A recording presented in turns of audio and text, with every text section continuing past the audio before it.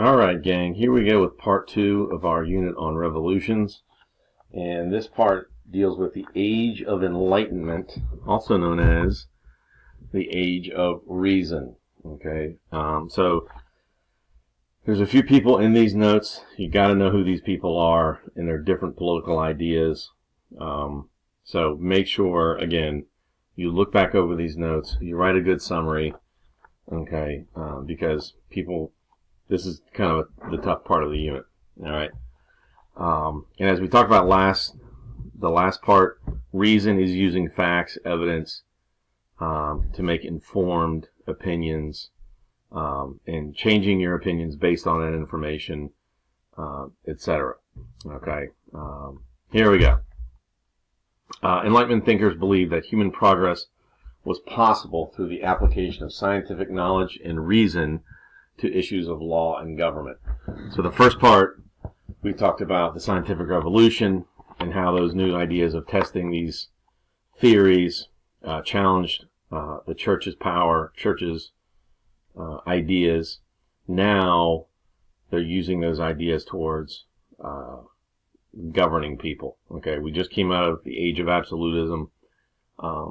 There's still some absolute monarchies going on, but things are starting to change where people are starting to think more and decide that there are better ways to run a government. All right. So again, democracy eventually becomes a major factor in these things. So to review, reason, letter A, consciously making sense of things, applying logic, establishing and verifying facts, and changing views, opinions based on new information. Make sure you know what reason is. Applied reason to the human world as well as the rest of the natural world. So this is where people really start to make sense of the world, why it works, how it works, a better way to make it work, etc. Nothing was to be taken on faith. All right. No longer should the church have dominant power over people's knowledge of how people see things, etc. Thus, accordingly, this revived ideas of secularism from the Renaissance.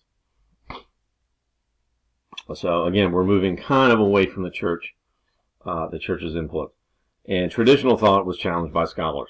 All right, so people are starting to ask more questions, question these ideas that had been around for centuries, thousands of years. Okay, like the idea of a geocentric universe, okay, which was replaced by the heliocentric.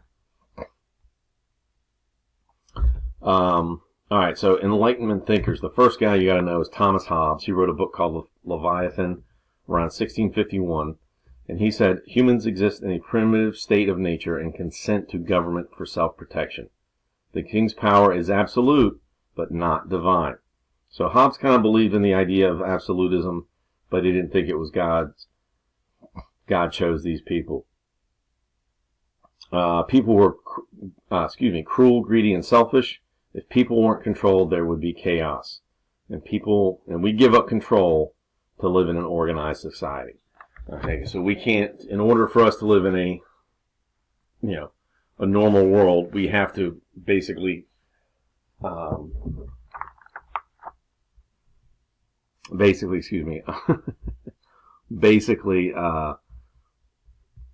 rules, okay, if we want to get along and have a productive society.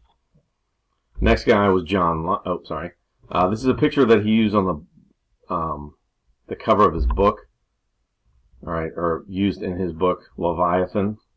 And if you look at the king here, or the monarch, it is made up of people. Kind of a cool illustration there. Next guy, John Locke. He wrote 2 treatises on government in 1690. People are sovereign and consent to government for protection of natural rights to life, liberty, and property, which obviously would be used by Thomas Jefferson later. Okay, so John Locke was kind of a big deal to American politics, to the establishment of the United States. Number 1, people have the right to rebel if the government becomes unjust, which is what happened with the American Revolution. And his ideas, surprisingly enough, became popular in colonial America. So John Locke was a key person in the development of the American Revolution, Declaration of Independence, etc. Charles de Montesquieu wrote The Spirit of Laws in 1748, and his main idea was the best form of government includes a separation of powers. Power checks power. Okay, so here with the picture here, we've got 3 branches of government, and each branch has a check on the other two. All right, so no one group or person should have complete total power, according to Montesquieu. Jean-Jacques Rousseau in 1762 wrote The Social Contract, which basically says a government is a contract between the rulers and the people. And obviously, the people have to do their part, the government has to do their part, and should there be a break of contract or a breach of contract, changes should take place. A new government, new leaders, etc. Next, or lastly, for the Enlightenment thinkers, we have Voltaire, who wrote Candide, as well as many other essays. Voltaire was a big proponent of religious toleration, accepting of other religions. Religious toleration should triumph over religious fanaticism, and there should be a separation of church and state. Okay, the government and the church should not be sharing power. They should be separate. Okay, the church shouldn't have influence over the government, and the government shouldn't try to tell the church what to do, change their beliefs, etc. So all 4 or 5 of these guys, make sure you know who they are and what their beliefs were. And again, know their books. Rousseau had The Social Contract, Montesquieu, Spirit of Laws, John Locke, Treatises of Government, and Thomas Hobbes, Leviathan. Okay, know those guys, their books, their ideas. The influence of all these new ideas stimulated religious tolerance. They fueled democratic revolutions around the world.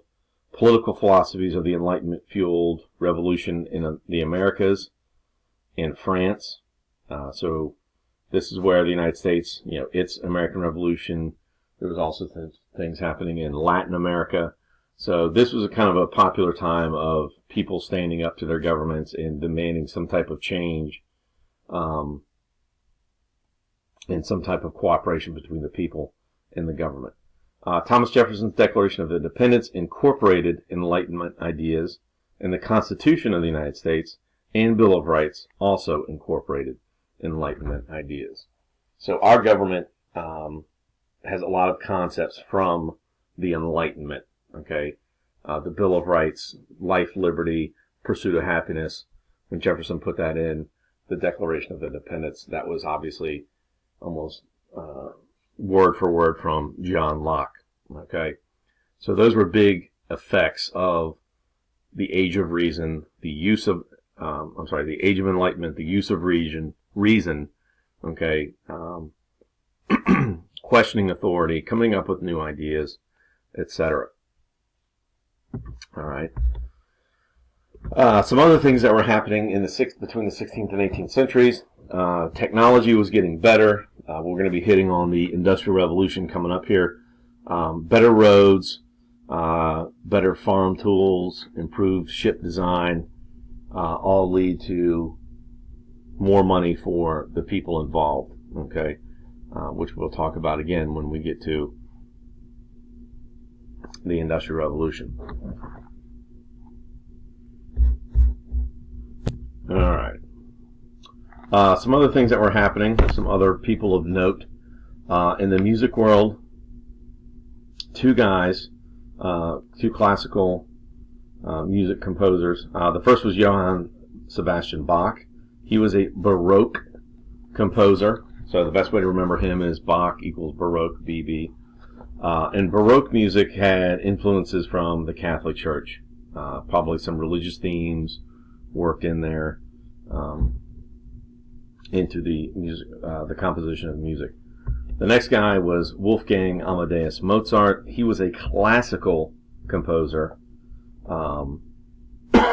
as well. Okay, and both of these guys obviously were revolutionary to music at that time. Even today, their music is still considered very influential. Literature, the novel. Okay, if you guys like to read, I know some of you do. If you like to read novels, those became popular in this time period between the 16th and 18th centuries. One of the more famous novels was by Miguel de Cervantes, and that was the book Don Quixote. They were supposed to be making a movie with Don Quixote with Johnny Depp playing the title character, but who knows if that'll ever happen. Don Quixote is about a main character who lives in a dream world, traveling around seeking military glory. So kind of sounds like some of the old epic poems of Gilgamesh, of the Iliad or the Odyssey from ancient Greece. These people having adventures, trying to prove themselves, become famous, legendary, etc. And finally, in the art category, we have Eugene Delacroix, who painted exotic scenes and subjects that stirred emotions.